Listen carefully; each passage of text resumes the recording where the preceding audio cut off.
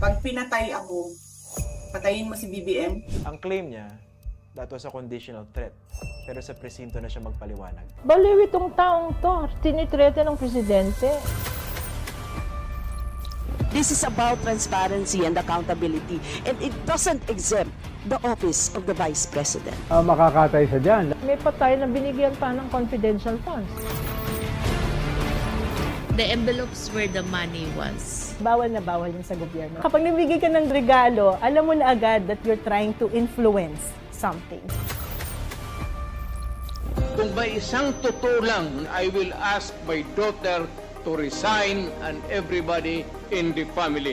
Sige nga, pirma ka ng waiver, patunayan mo na mali ako, naduduwag, nababahag ang buntot. Nag-imbento talaga siya ng bagong trademark ng extrajudicial killings in the name of Tukang. Si Sara Duterte ay parang tila ba prinsesa nitong BBS. Imagine myself cutting his head.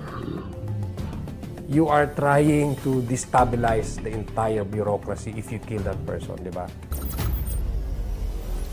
Huhukayin ko yung tatay ninyo. Itatapon ko siya sa West Philippine Sea.